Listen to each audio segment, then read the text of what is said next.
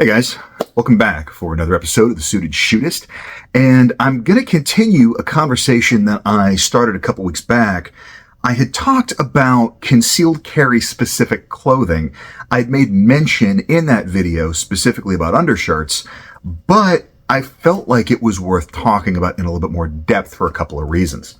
Number one is the fact that I feel like there's a little bit more viability to concealed carry undershirts because they're an undergarment, and so they're not necessarily as restrictive as other articles of clothing because you can wear it with pretty much everything. The other thing is that there's considerations for undershirts when concealed carrying that come into play whether or not you're talking about one that is purpose built for concealed carry. So we're kind of getting a twofer this week. So let's jump in, and I'm going to talk specifically first about the concealed carry, the undershirt holsters that maybe you've seen advertised in various catalogs, etc. And there's definitely some pros and cons to these. I would not at all recommend something like this for the new concealed carrier, the novice, the person for whom gun handling at large is still a fairly new skill. The reason for that is there's a pretty narrow margin of error on these, and if you're not very diligent, there are some potential hazards and some real safety considerations that have to be accounted for.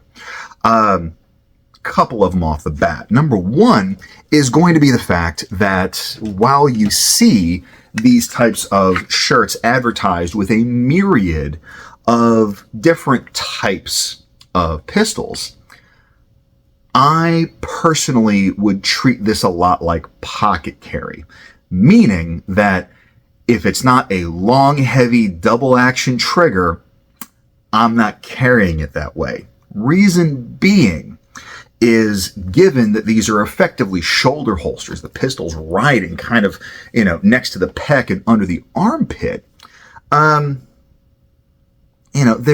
not a lot of real estate there.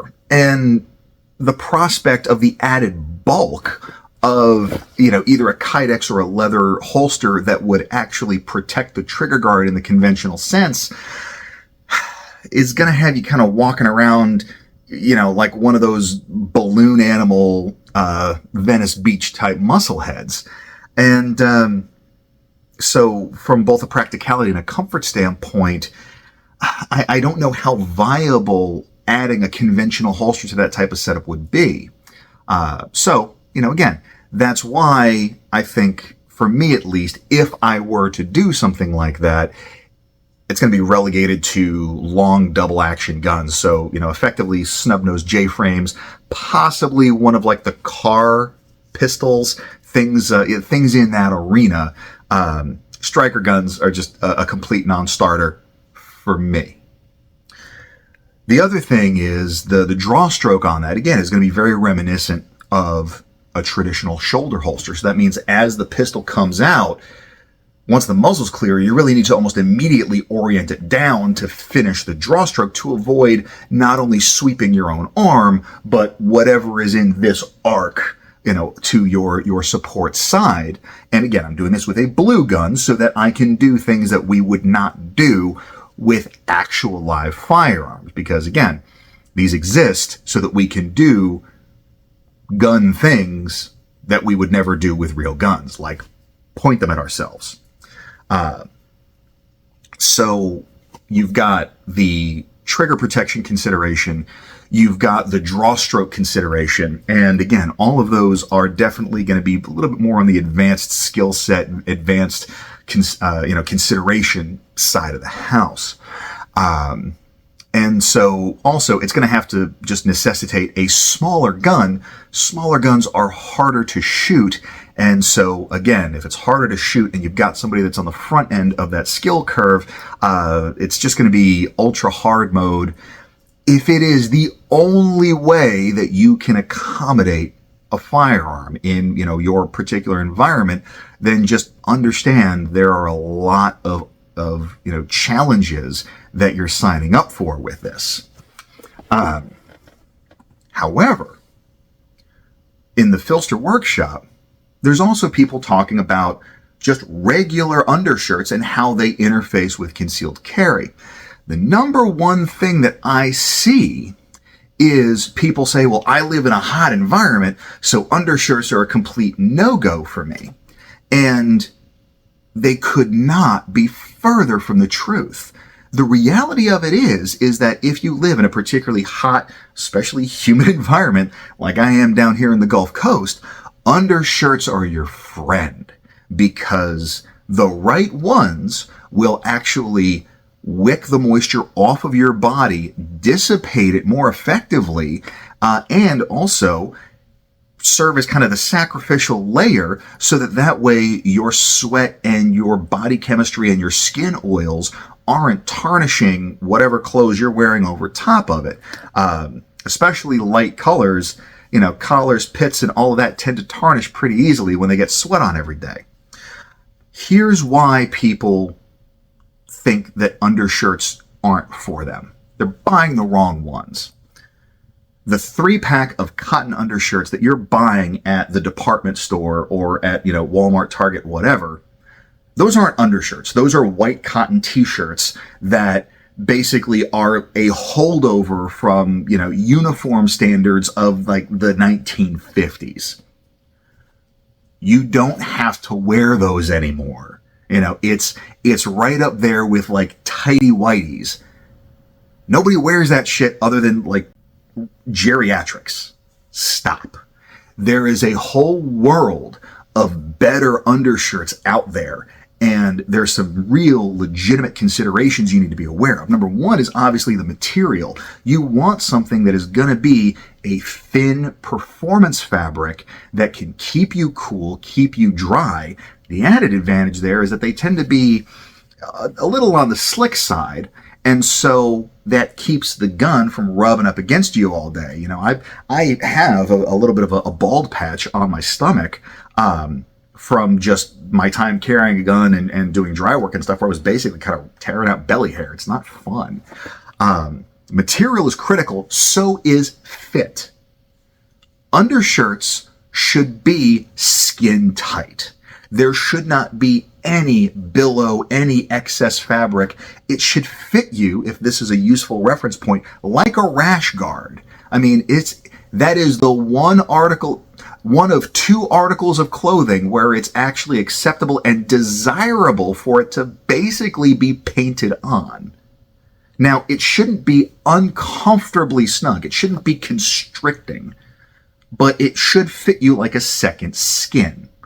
One of the main advantages of that is, aside from not adding unnecessary bulk under your clothing, is you want everything to fit snug, especially up under the arms, because as you move, if you have a nice tight high armhole, and this is true for all shirts, by the way, the higher the armhole fits, the less movement there is in the body of the garment.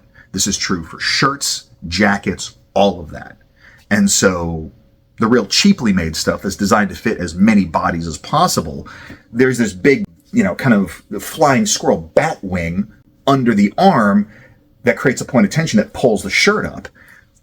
With undershirts, that's a challenge because it can then become untucked.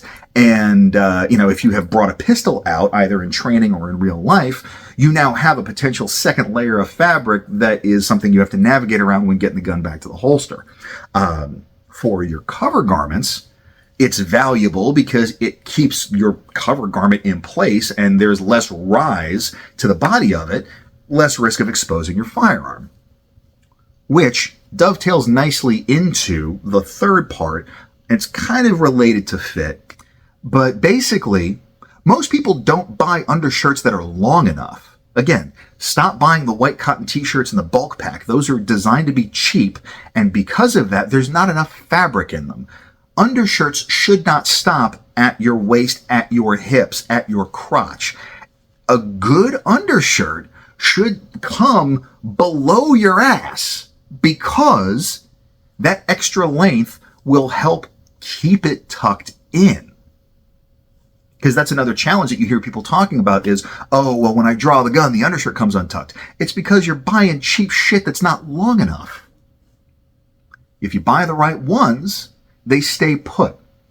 I personally am a big fan of the Armachillo undershirts from Duluth Trading Company. They run big. I'm 5'11", 230 pounds, about a 46, 47-inch chest right now. I wear a medium in the Duluth. And even, honestly, it could afford to be a touch snugger, but the small is too tight. I also like the ones from Twillery. Now, the ones from Twillery are a little bit of a thicker material, but they do still, they breathe well, they're cooling. The thicker material is beneficial if, you are worried about nipples poking through. So that's a consideration there. The ones from 32 Degrees, the fabric's not bad, the fit's good, but again, because they are less expensive, they're cheaping out, they're not quite long enough. So I can't endorse them as enthusiastically as I do the other ones. But yeah, undershirts are incredibly valuable for a whole host of reasons. So those are my thoughts, and I want to hear what your experience has been. Have you found them to be useful? Have you found them to be a hindrance? I will put it down in the comments. Aside from that, hope everybody has a fantastic week. Stay dangerous and stay sharp.